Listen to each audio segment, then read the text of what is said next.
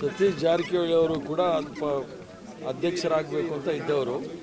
ಆದ್ದರಿಂದ ಅವ್ರನ್ನೂ ಭೇಟಿ ಮಾಡಿ ಅವರು ಎಲ್ಲ ರೀತಿಯ ಸಹಕಾರವನ್ನು ಪಕ್ಷಕ್ಕೆ ಕೇಳಲಿಕ್ಕೆ ಬಂದಿದ್ದೀನಿ.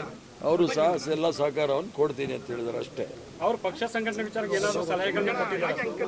ಅವರೆಲ್ಲ ಮುಂದಿನ ದಿನಗಳಲ್ಲಿ ಎಲ್ಲ ಕೂತ್ಕೊಂಡು ಒಟ್ಟಿಗೆ ಮಾಡ್ತೀವಿ.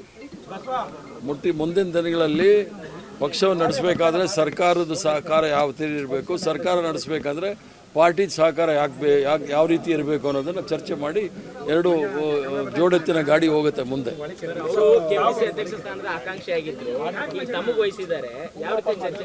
ಅವರು ಆಕಾಂಕ್ಷಿ ಆಗಿದ್ದಿದ್ರು, ಅವ್ರದ್ದೊಂದು ಕಂಡೀಷನ್ ಇತ್ತು. ಆ ಕಂಡೀಷನ್ ಅವ್ರು ಒಪ್ಪಲಿಲ್ಲ. ಅದಕ್ಕೆ ನನಗೆ ಯಾರೂ ಇಲ್ಲ ಅಂತೇಳಿ ನನಗೆ ಮಾಡಿದ್ರು.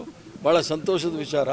ಆದ್ದರಿಂದ ಅವರು ಎಲ್ಲ ಪಕ್ಷದಲ್ಲಿ ಮೊದಲಿಂದನೂ ಎಲ್ಲ ಚುನಾವಣೆಗಳಲ್ಲಿ, ಈಗ ತೆಲಂಗಾಣ PCC ಅಧ್ಯಕ್ಷರವರು ಮಹೇಶ್ ಗೌಡು 21ರಲ್ಲಿ ಅಲ್ಲೂ ಹೋಗಿ ಕೆಲಸ ಮಾಡಿ ಇಡೀ ದೇಶದಲ್ಲಿ ಮಹಾರಾಷ್ಟ್ರ, ಗೋವಾ, ತೆಲಂಗಾಣದಲ್ಲೆಲ್ಲ ಅವರು ಪಕ್ಷದ ಕೆಲಸ ಮಾಡ್ತಾ ಇರ್ತಾರೆ.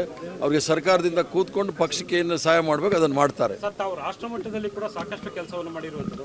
ಈ ಕರ್ನಾಟಕದ ಅಧ್ಯಕ್ಷರಾಗಿರುವಂಥ ಸಂದರ್ಭದಲ್ಲಿ ನಿಮ್ಮ ಫಾರ್ಮುಲಾ ಯಾವ ಥರ, ವಿಷನ್ ಯಾವ ಥರ ಇರುತ್ತೆ? ಫಾರ್ಮುಲಾ ಕಾಂಗ್ರೆಸ್ ಪಕ್ಷದ ತತ್ವ ಸಿದ್ಧಾಂತಗಳೇನಿದೆ ಆ ಸಿದ್ಧಾಂತದ ಮೇಲೆ ಸರ್ಕಾರ ನಡಿಬೇಕು. ಸಂವಿಧಾನವನ್ನು ರಕ್ಷಣೆ ಮಾಡಬೇಕು.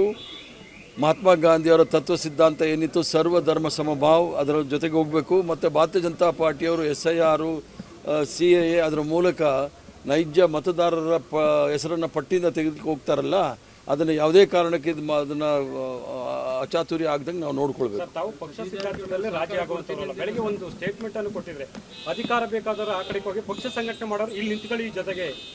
ಅಧಿಕಾರ ಅಂತ ಅಂದರೆ ಕೆಲವರು ಬಂದು ನನ್ನ ಹತ್ರ ಅಪ್ಲಿಕೇಶನ್ ಕೊಡ್ತಾರೆ, ನಮ್ಗೆ ಅದು ಮಾಡಿ ಇದು ಮಾಡಿ ಅಂತ. ಅದೆಲ್ಲ ಮಾಡೋದು ಮುಖ್ಯಮಂತ್ರಿಗಳು. ಪಕ್ಷದ ವಿಚಾರದಲ್ಲಿ ನಾನು ಮಾಡೋದು ಅಂತ ಹೇಳಿರ್ತಕ್ಕಂಥದ್ದು.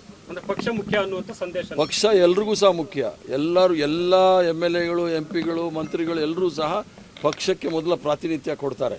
ಅದರಲ್ಲಿ ಯಾರಿಗೂ ಸಹ ಡೌಟ್ ಬೇಕಾಗಿಲ್ಲ. ಯಾಕಂದರೆ ಪಕ್ಷ ಸಂಘಟನೆ ಮಾಡೋದು ಬೇರೆ, ಸರ್ಕಾರ ನಡೆಸೋದು ಬೇರೆ. ಅದರಿಂದ ಸರ್ಕಾರ ನಡೆಸೋಕ್ಕೆ ಅವ್ರದ್ದೇ ಆದ ದಾಟಿಗಳಿರುತ್ತೆ, ಪಕ್ಷ ನಡೆಸೋಕ್ಕೆ ನಮ್ಮದೇ ಆದ ದಾಟಿ ಇರುತ್ತೆ. ಸಂಪೂರ್ಣವಾಗಿ ಅವ್ರು ಮೊದಲಿಂದಾನೂ ಕೊಟ್ಟಿದ್ದಾರೆ, ಈಗಲೂ ಕೊಡ್ತಾರೆ, ಮುಂದೆನೂ ಕೊಡ್ತಾರೆ.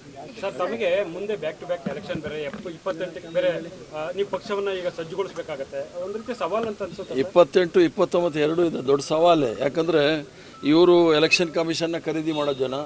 ಎಲೆಕ್ಷನ್ ಕಮಿಷನು ಭಾರತೀಯ ಜನತಾ ಪಾರ್ಟಿಯ ಒಂದು ಅಂಗ ಆಗೋಗ್ಬಿಟ್ಟಿದೆ. ಆದ್ದರಿಂದ ಎಲ್ಲ ವಾಮ ಮಾರ್ಗಗಳನ್ನು ಅವರು ಅನುಸರಿಸ್ತಾರೆ. ಅದರ ವಿರುದ್ಧ ನಾವು ಹೋರಾಟ ಮಾಡ್ತೀವಿ. ಗ್ಯಾರಂಟಿ ನ್ಯೂಸ್, ಸುದ್ದಿ ಖಚಿತ, ನ್ಯಾಯ ನಿಶ್ಚಿತ.